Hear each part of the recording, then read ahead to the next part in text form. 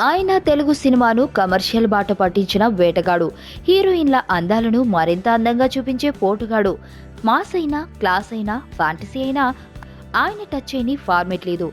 ఆయనే దర్శకేంద్రుడు కె రాఘవేంద్రరావు.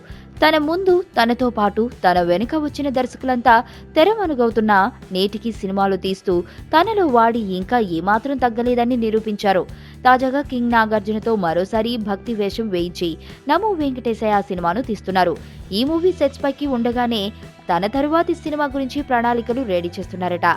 అదేంటంటే తన శిష్యుడు రాజమౌళి బాహుబలి లాంటి విజువల్ వండర్ తీయడంతో తాను కూడా అలాంటి అంశంతోనే సినిమా తీయాలని నిర్ణయించుకున్నారట. ఈ సినిమాలో హీరోగా జూనియర్ ఎన్టీఆర్ ను తీసుకోవాలని అనుకుంటున్నారట దర్శకేంద్రుడు. ఎందుకంటే నేటి తరంలో గ్రంథికంతో కూడిన డైలాగులు పలకాలంటే ఎన్టీఆర్ తప్ప మరొకరి వల్ల సాధ్యం కాదు.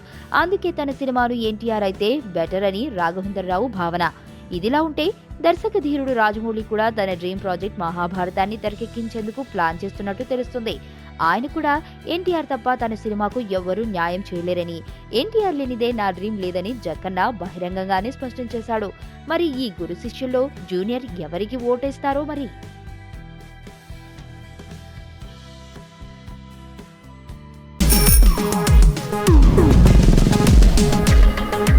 ప్రపంచంలో ప్రతి ప్రేమ కథ మధురంగా ఉంటుంది. మనది మనకు మరీ అద్భుతంగా ఉంటుంది.